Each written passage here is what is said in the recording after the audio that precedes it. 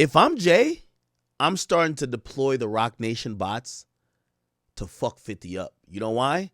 You don't want 50 coming off with a head of steam, pause, a victory of, you know, doing whatever, making Puff look crazy, and now he sets his sight on you, right? Because if he, again, there's one thing about criminal charges, we've seen Jay Z duck the criminal charges, but now we're in the era of maybe a nigga could put out a documentary on you and just almost just equally as bad. Obviously not getting locked up, but like just change the narrative on you.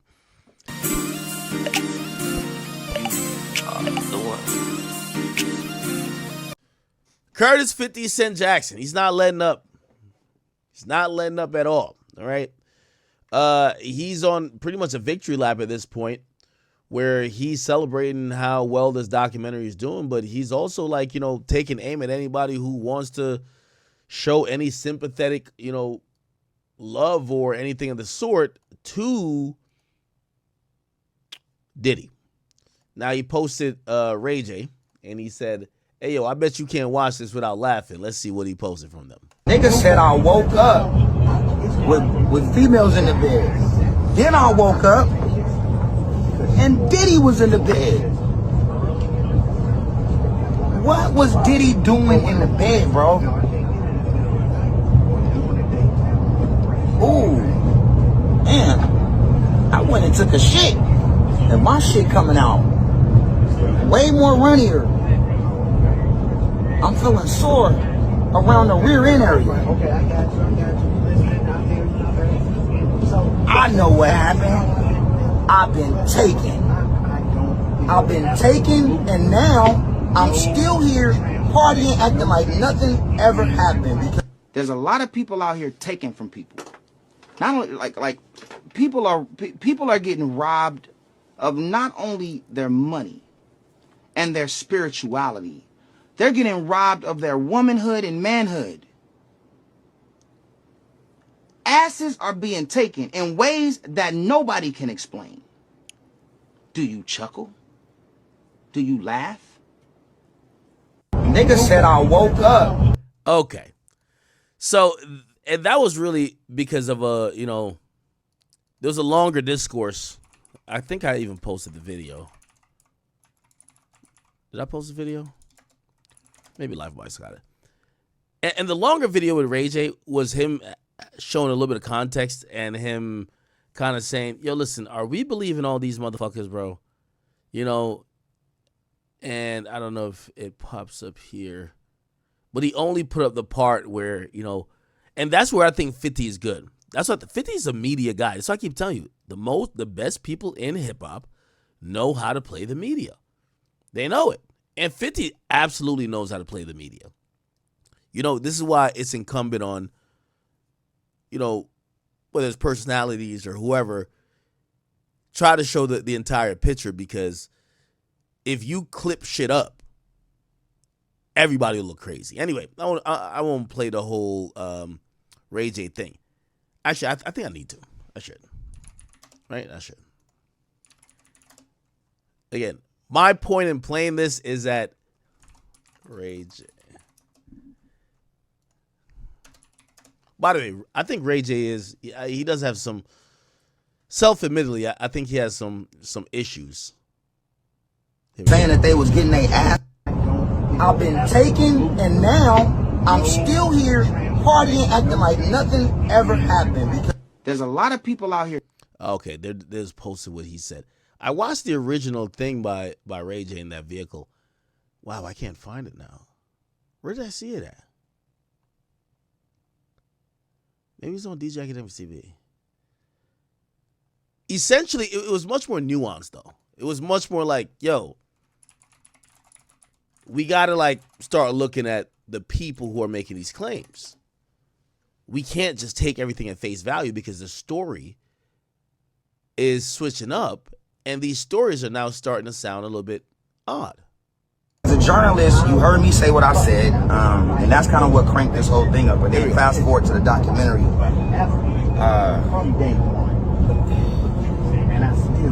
Niggas saying that they was getting their ass taken, bro.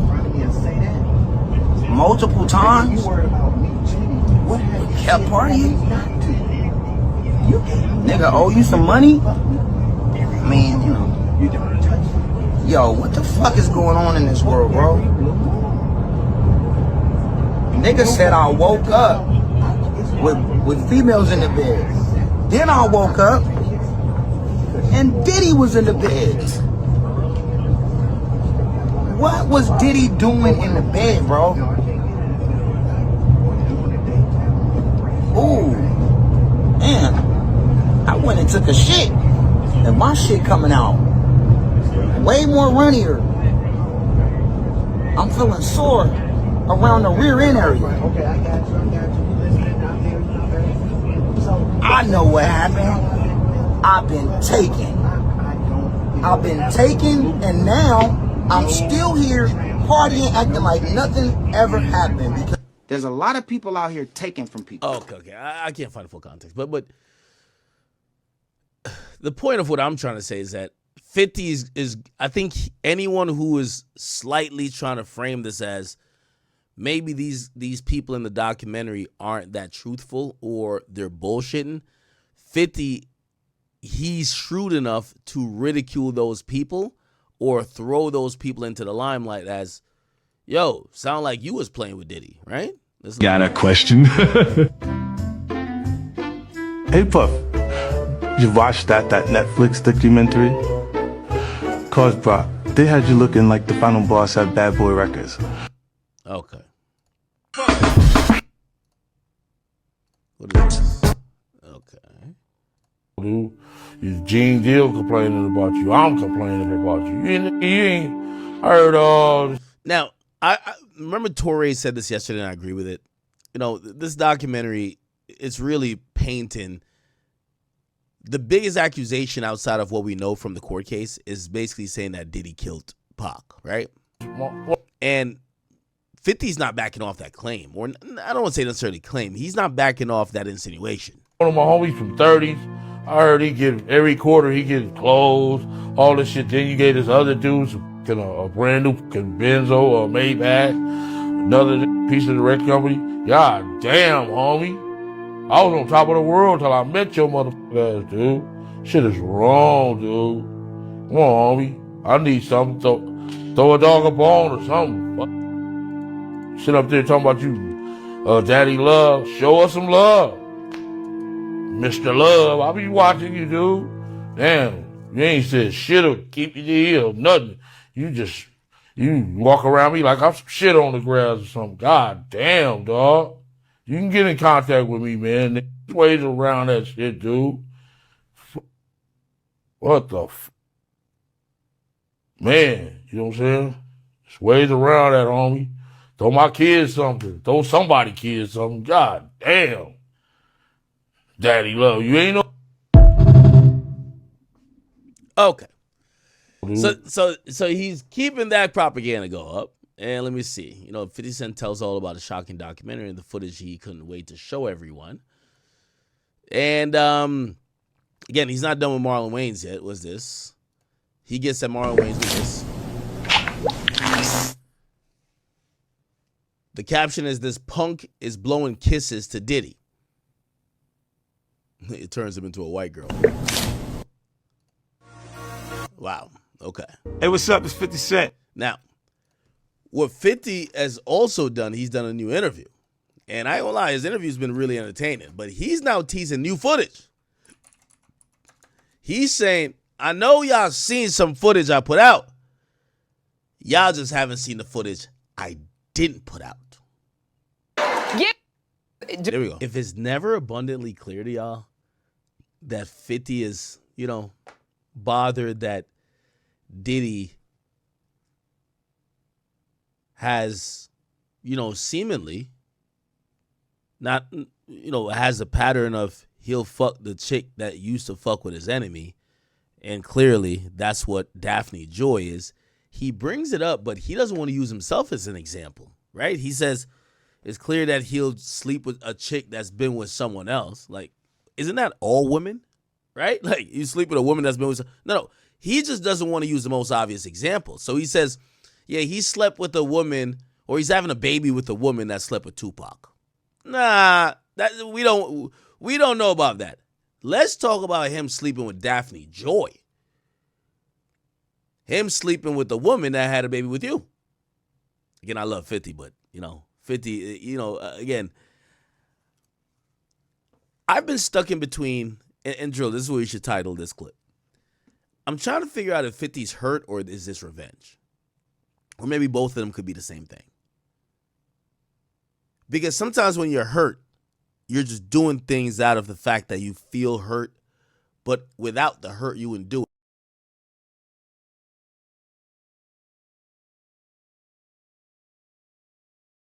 Or it's like, all right, bet, you played your hand, watch me. I'm not, fuck the hurt. I'm just going to get you back even worse. Or maybe they both interlock. You guys tell me. He chooses to date people who he knows previously dated someone. 50, that's every woman in America. We're not finding no virgins. But we know what he means, right? We don't need him to spell it out. He's talking about he dates his enemies' girlfriends or baby mamas. He has a baby by a woman that was dating Tupac. Wow. Now, he has a baby by a woman that was dating Tupac. Who? That's not Misa, is it? Which of Diddy's? This is how great ChatGPT is. Baby mamas used to date Tupac. Watch, ChatGPT is going to tell us. Watch. Oh, Sarah Chapman. See? Yo, I ain't going to lie to you. This ChatGPT shit or whatever this bullshit is, AI shit is great. Okay, so Sarah Chapman. And that's the mother of his daughter, Chance. Previously dated Tupac in 1995.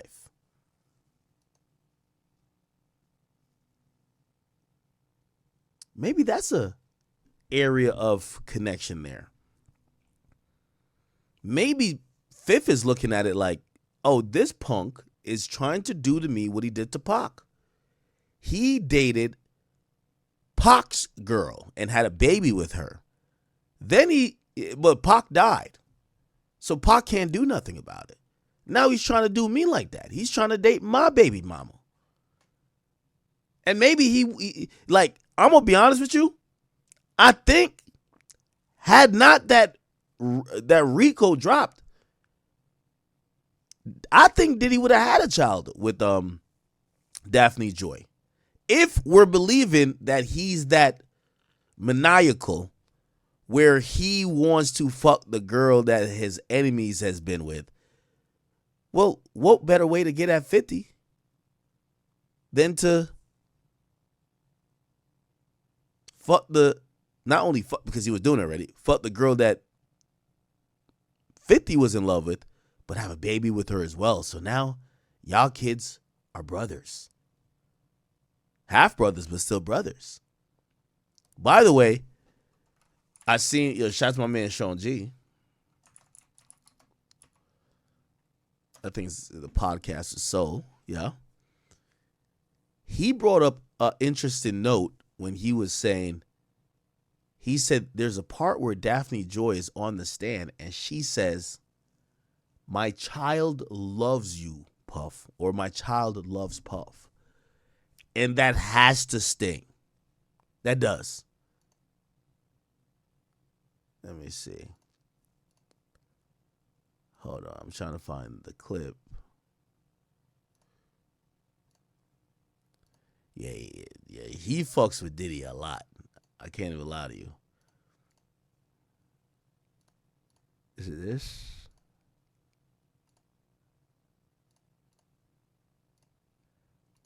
I'm trying to find it. Just give me 1 second.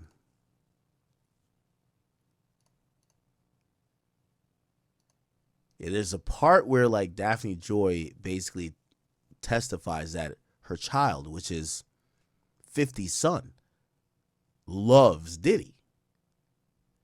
I don't know if I can find it here. Nah, he uploaded before. Yo, what's up? That's Daddy Kane. That's that. That's not That's it. It's not that. G, locked in. Detroit in the house, 313. What up? Funny blue jacket.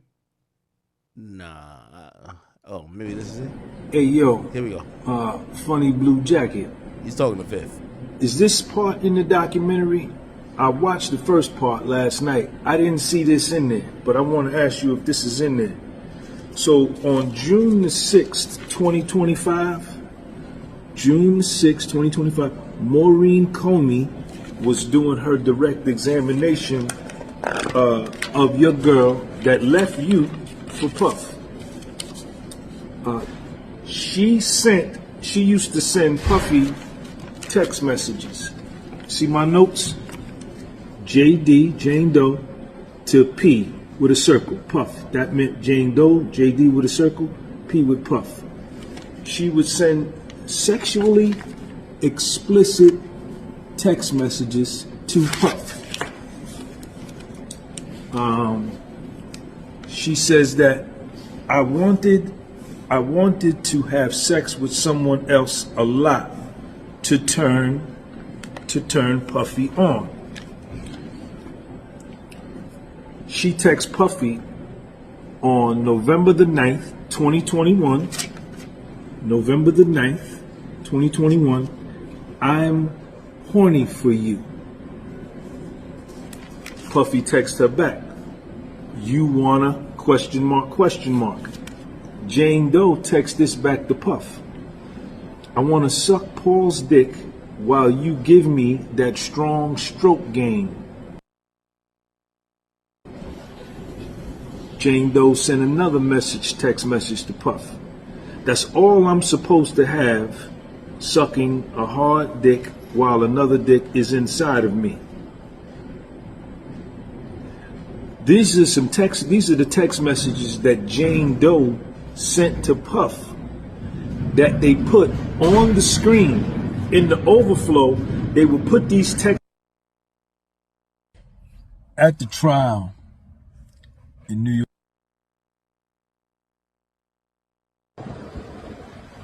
Yo, Curtis. Hey, Curtis. Good morning. I just wanted to know if this part was in the documentary. I still ain't watched it yet, but I think I'm gonna watch it today or tomorrow. This is my notes. I was an in-courtroom observer on the 24th floor in the overflow at the Puffy trial. I took notes. I was there every day. Jane Doe, on the stand, your girl that Puff took from you, she said that from February to May 2021, her and Puff like to have porn playing, and she would dress in provocative lingerie. Right? And that dress in provocative lingerie, and her and Puff would have sex for. By the way, the interesting part is that there's not all of these details that came out in trial. Like, the documentary didn't give a fuck about 12 to 24 hours, and she would rub baby oil on him. Jane Doe would rub baby oil all over Puff, and Puff would rub baby oil all over Jane Doe, all over his body. And Puffy would get the red light bulbs. They would have red light bulbs in the room. Curtis, they would take out the white light bulbs and screw in red light bulbs, and she would rub baby oil on Puff. Puff would rub baby oil on her. I loved the sexual experiences. Felt exhilarating. I loved Puffy, P with the circle, that was my symbol for Puff, very much. So she was in love with Puff. I'm trying to see if I have shown you. You was in love with her.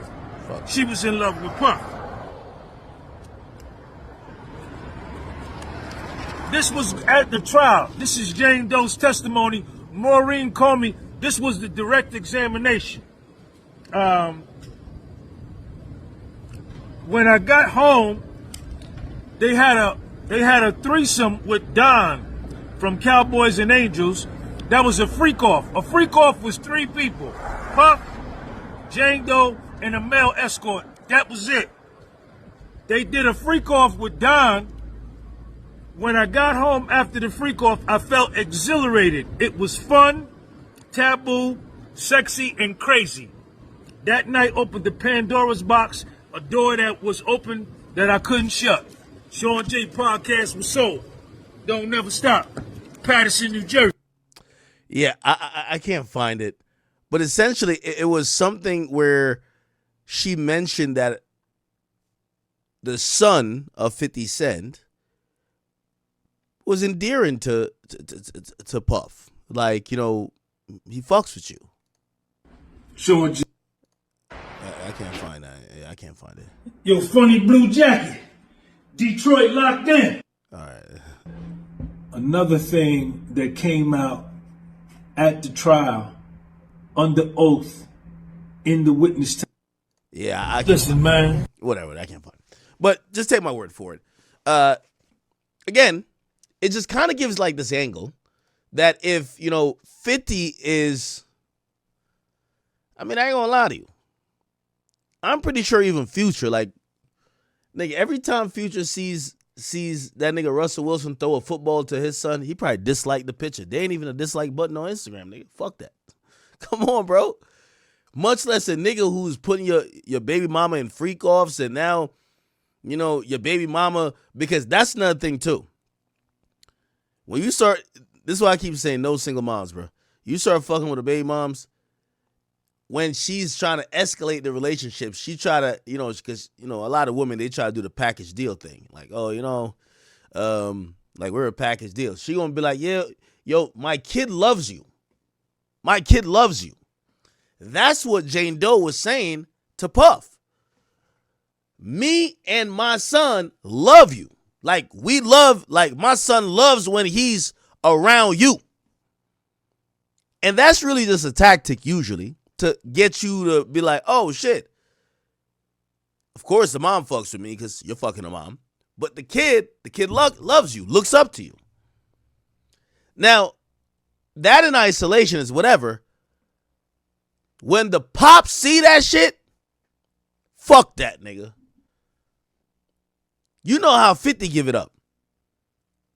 Whoever's 50's ops should be his son ops. Look at how he did Marquise. So you could tell 50 even seen shit like that was going to enrage him. Betty. I might just put this bitch out on YouTube. Niggas got to know about this nigga. By the way, 50 keeps like throwing that in the air. He keeps throwing this idea of bankruptcy. Like, you know, and maybe it's coming from a good place. By the way, 50 has filed bankruptcy before. But he keeps throwing in bankruptcy in there. And I think all of these things, like, we'll never get that real 50 interview where he's just like, you know, completely bare, because he has this persona and definitely ego like most of us. But him particularly, he won't tell us like where he was really offended. Clearly, we could easily point to nigga fucking your baby moms, your son probably looking up to him. Yes, big thing, right? Like, we get it. But there's much more things to that, right? Just his ego. I would have.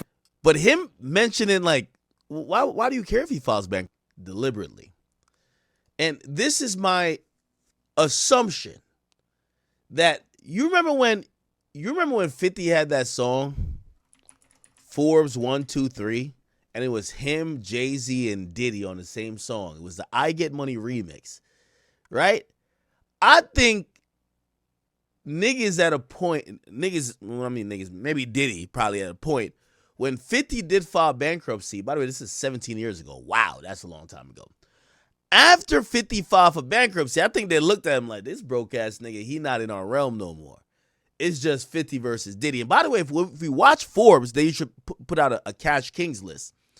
It was always Diddy and Jay, 1 and 2, and 50 dropped out that list, especially when he filed bankruptcy. I'm pretty sure there was some shit talking there. Like, yeah, man, you don't got like that no more, Playboy. You get what I'm saying? And I think 50, I think he got an axe out to grind. I think the next win he wants to see is Diddy filing bankruptcy.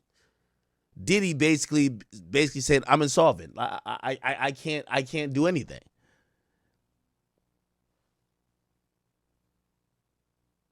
Somebody said, 50 wrote his verse, but we all know. Remember when they all was on stage with T.I., I think? 50, Diddy. They were all on stage. It was a little bit awkward. What's happening? Say, my nigga. Now, I want to go back. Let's pick a year. When did 50 file for bankruptcy? When did 50 Cent file for bankruptcy? So, I spelled that wrong.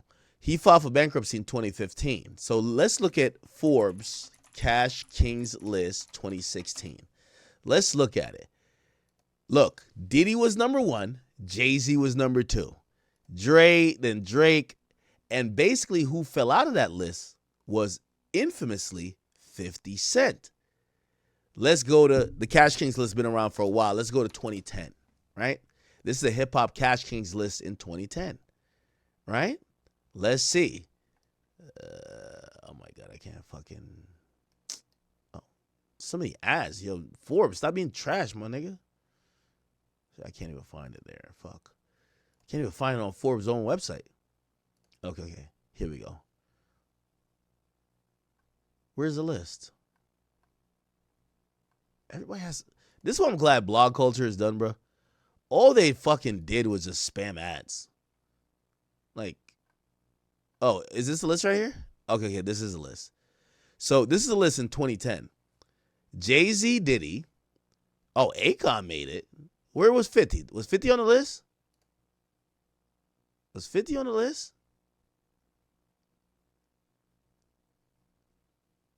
I think 50 was going through some lawsuits at that point. Yeah, I think they were starting to look down on 50, bro. I ain't gonna lie to you. Now, again, this is me, he fell to 14.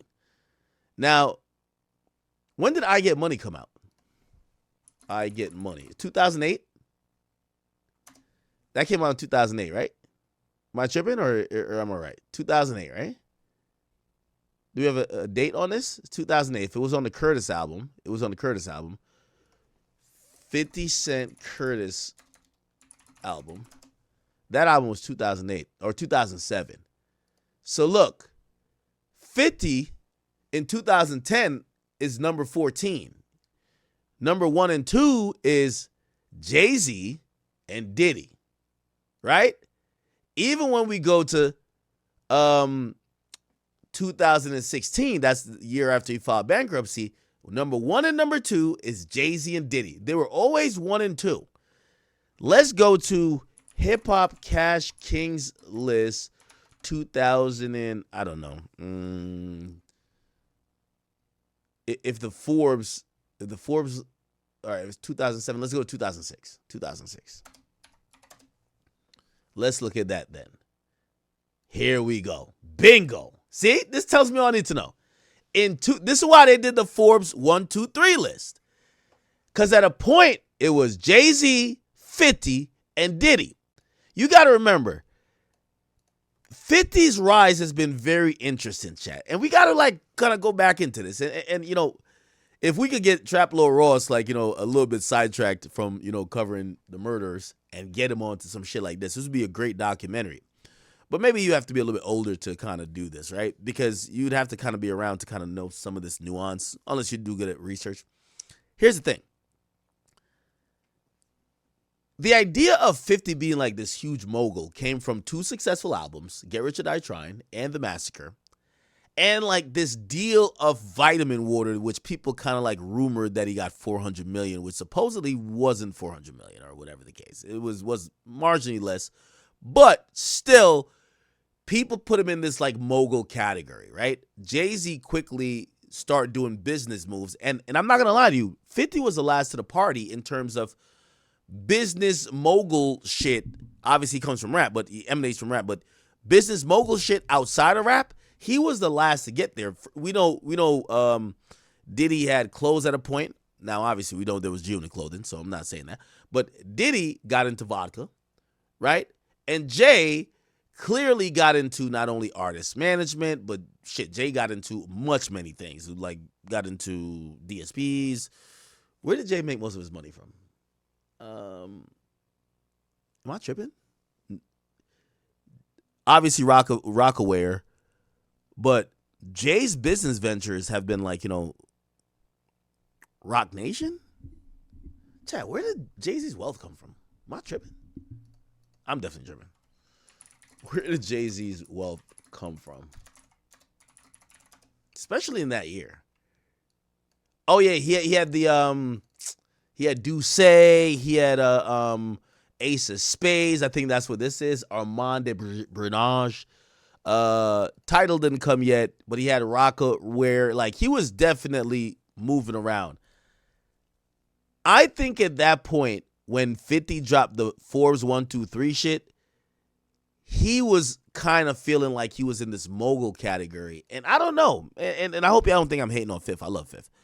But I think 50 found really his path when the movies start kicking off and subsequently turned to the Stars thing with him being a producer in these shows culturally.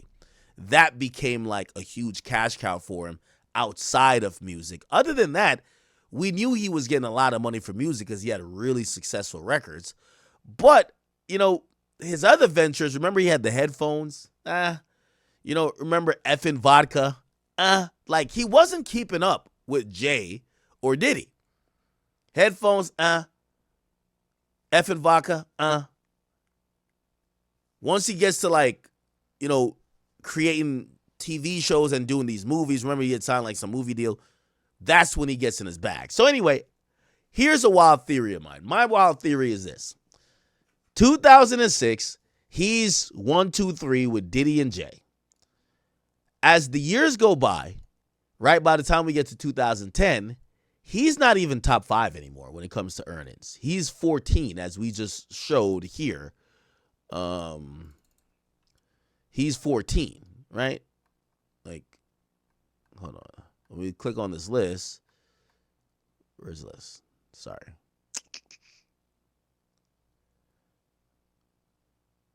Jesus. I hate these sites. Yeah. When I click on this list, he's 2 years after he's in the top 3, or he's 2. He's at 14. However, Diddy and Jay stays at top 2. He's at 14 down here. By the way, still dope. But he's at 8 million. Then remember, he sells the crib in when did he sell the house in Connecticut? When did 50 Cent sell house in Connecticut?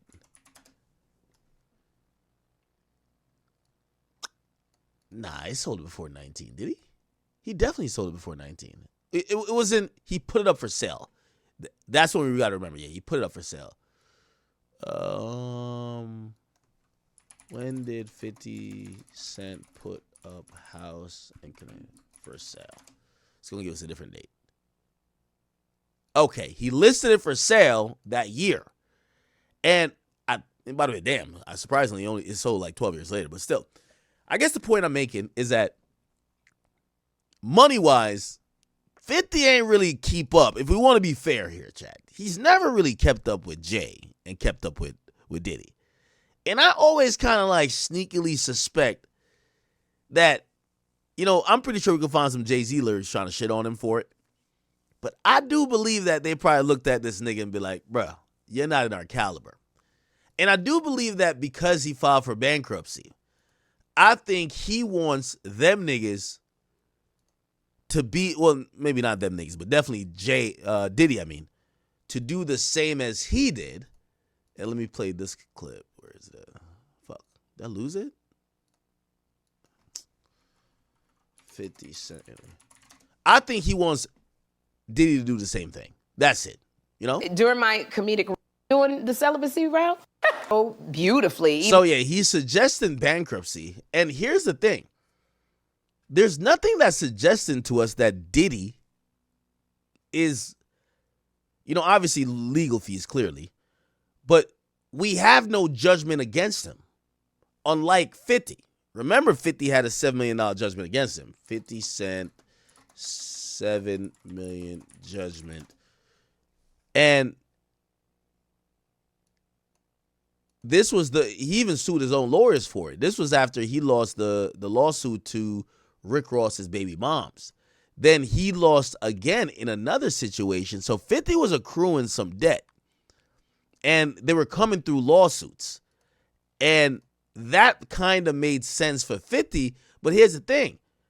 Yes, he paid out Cassie. I'm talking about Diddy. But Diddy has no judgments against him yet.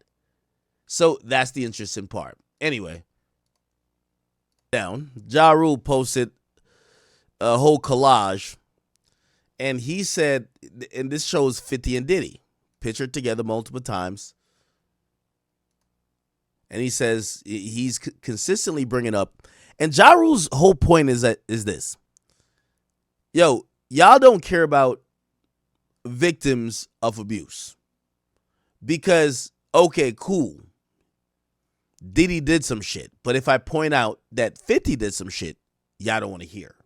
So you care about who did the abuse more than the victims of abuse. So he posted all this, and you know, by the way, this might be kind of snitching here, you know. And what I mean by snitching, if I hear what these new gangsters are saying snitching is, you accusing a man of burning down a house, that's a crime. And he's never been charged, so that would be snitching. Anyway, Ja Rule said, let me be clear. This ain't about Diddy. He's already in jail serving time as he should. This is about a sucker, Curtis, acting like he's hip-hop's moral savior, going on TV with them tight-ass nasty suits and that big-ass jughead when you are no different, allegedly. I wonder what went wrong. They look so happy together. What is he talking about?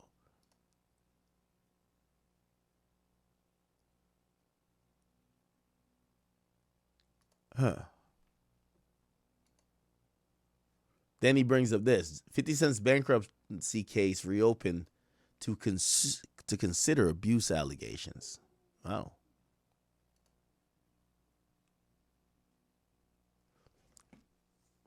Jahar Rodriguez, what?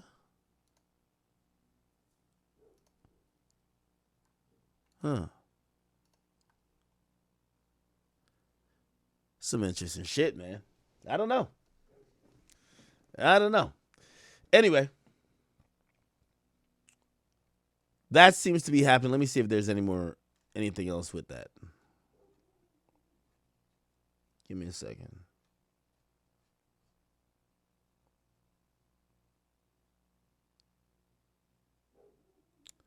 Now,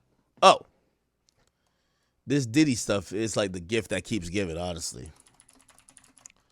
The former chef who spoke out on Diddy before, and she had sued Diddy, but I think she had reached a settlement. Yeah. Her name is Jordan. I believe she also testified at the trial. She's the one who said that she was ordered to serve food while Diddy was getting his dick sucked. So Diddy's in the room getting his dick sucked, having a freak off, piping chicks out, and he would tell the chef to come in the room with food. And apparently the chef felt uncomfortable, but he insisted, hey, even if I'm mid-stroke, bring my fucking food in the room. So the chef would have to walk in while Diddy's like getting his dick sucked or he's in the middle of fucking. And she basically said that was inappropriate, which a lot of people agreed with. She's now speaking out, and she's accusing some other nigga, some guy named Neil Dominique, for federal witness tampering. Listen to this. Yeah, so anyways, Neil, if you happen to tune into my stories, just wanted to know, I feel like I should kind of treat you like them Italian ladies do in Italy with the pickpockets. Like, pickpockets! Cause you's a rat-ass nigga. You's a snake-ass nigga, actually. I don't even fucking know you. Like, I'm still, like, coming up for air. You know what I'm saying? Like, I had to participate in the documentary because in the 2 weeks that I wouldn't respond after Puff found out about the feds reaching me, My car was broken into. That nigga let me know that it was easy to touch me. So thank you. Thank you for putting my life in danger. So she's saying that her car got broken into and she's blaming Puff. Forever. And putting me in this situation, and I don't fucking know you. But I don't ever want you to be comfortable, my nigga. Yeah. Because the whole thing about this case, right, is the fact that Puff got off, right? Puff got off. The RICO was there. The RICO was there the whole time. It was present, because the whole thing is that before KK, what other executives were in position that were helping facilitate and cover up crimes? There were multiple executives, right? I don't know why the government didn't focus on the executives, because of course people look at us, the assistants, the chefs, as low level, right, employees. But when you involve your employees with covering up and facilitating, I can answer that question. All the executives, you know, if Diddy made a bet, he made a educated and smart bet. Y'all assistants, he wasn't down to give y'all a lot of money. Like, I think one of the assistants, you know, even the artists, like for example, Kalena said that there was a time that she needed money. It was like $5,000 to get a lawyer, a better lawyer, to fight for custody of her kids. Diddy told her no. Then Diddy came back around, and Diddy wanted her to make a statement to counteract the statement of Dawn Rashad. Now, she did a documentary because she said that she felt like Diddy used her. Now, you know what I realized? Diddy made a really smart, maybe bet, if this was his doing. The people who he needed to either pay off or, you know, keep in his pocket wasn't the assistants. And we saw a lot of assistants. It was the executives, because the executives were the real, you know, underbosses. And maybe the executives themselves were scared of criminal charges, so maybe that's why they didn't participate in, you know, his trial or even a documentary. But those are the people. It's the KKs of the world. It's the I forgot what the older guys that were, you know, his chief of staff. None of them participated. And if we're gonna say he got off because we were just hearing low-level assistants talk about some shit that they didn't know how money was getting routed. They actually had no idea what the fuck was going on. Crimes, that's the RICO. It was there the whole time, right? So much of it sounded so ludicrous that people just skated right by it. Like, Cap was kidnapped. He was gonna kill Kid Cudi. Like, this stuff is real. We really experienced this. Like, he threatened to kill all of us. He threatened to end our careers. Everybody got an opinion on shit they never went through. This nigga's been a maniac, right? So, yeah.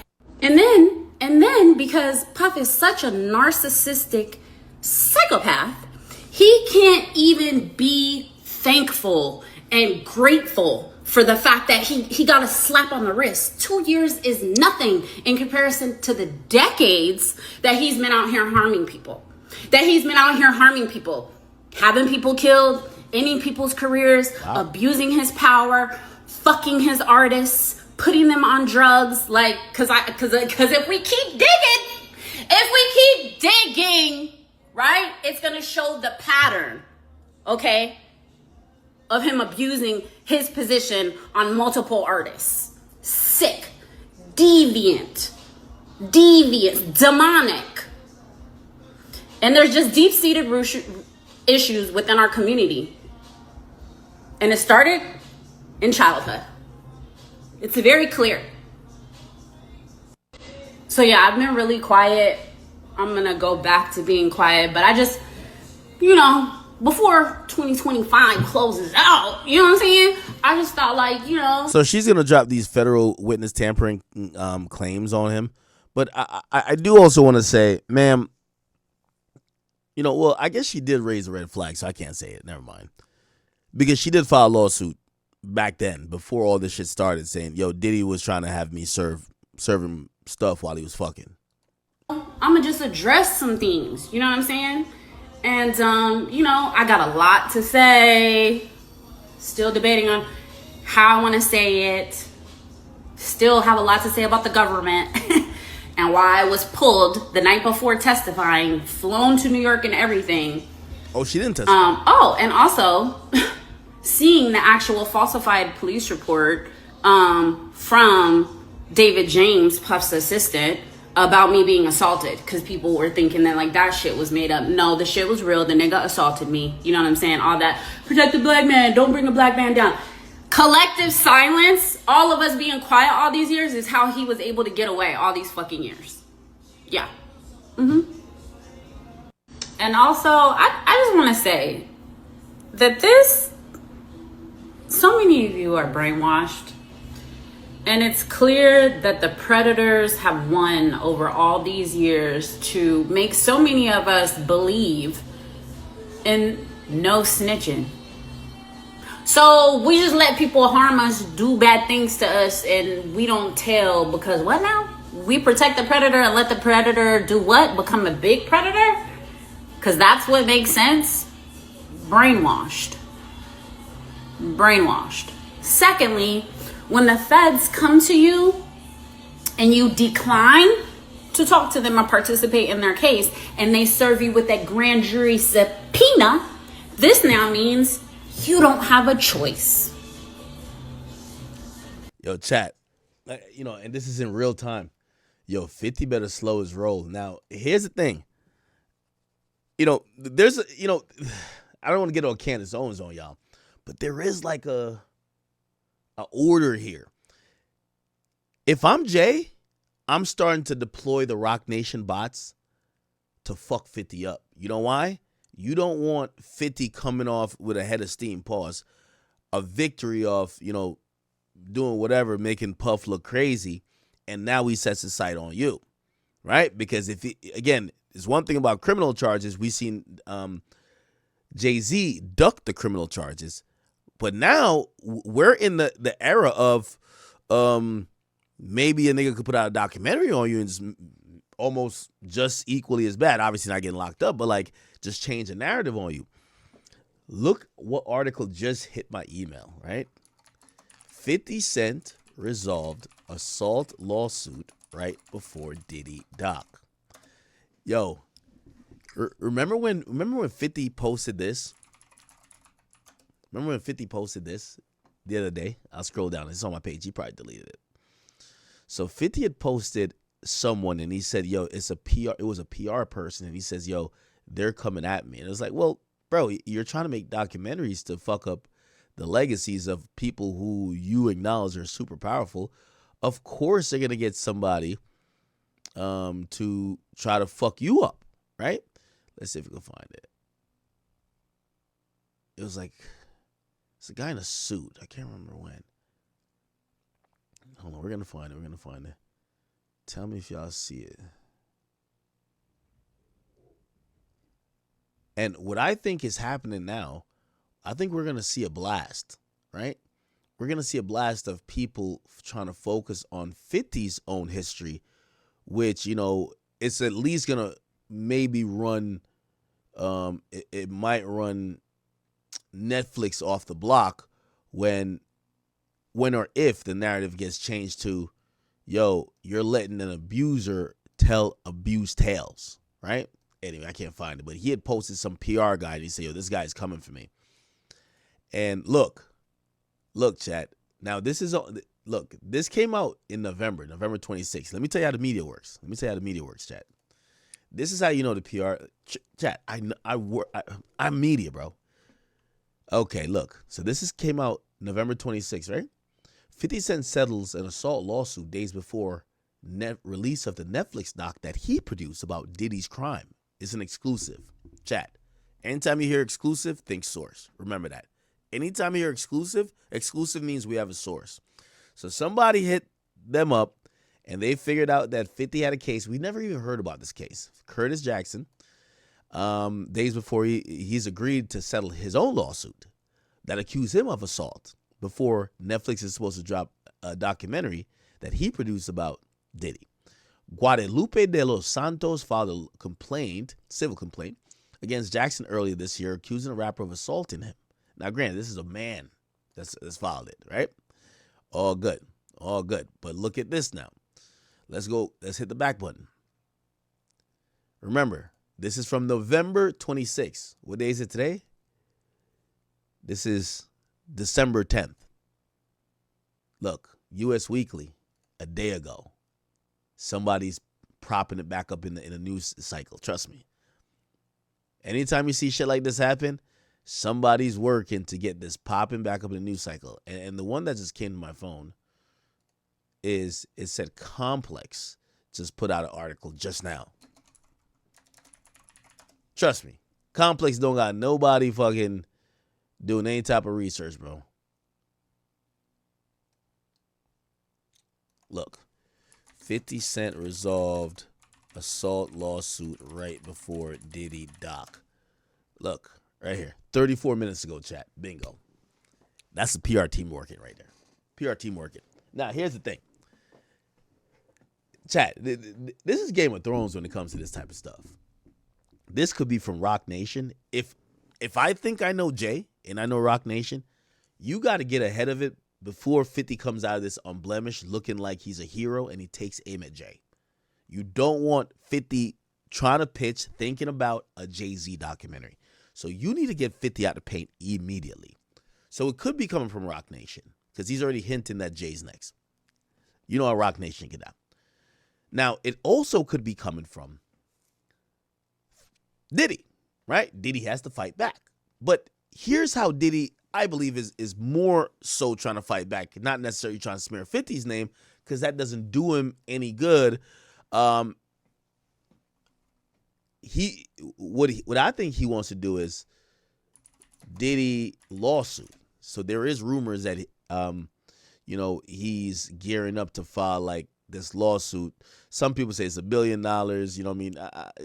It's really some loose rumors at this point, but they're saying that there is consideration of a lawsuit from Diddy and Diddy's, family about this documentary. Okay? But I'm telling you, what's happening, just look, chat, 35 minutes ago, they're now reminding people, hey, 50's doing too much. He might be coming from somebody else that we got to protect. Let's talk about his shit. Watch. All right. I'll leave that there for now. Let's see.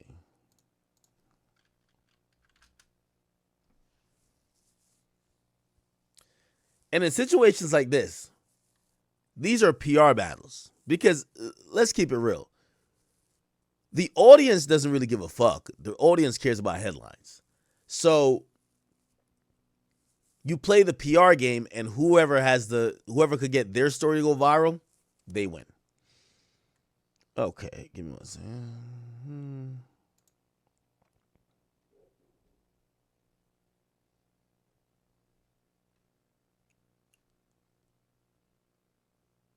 All right.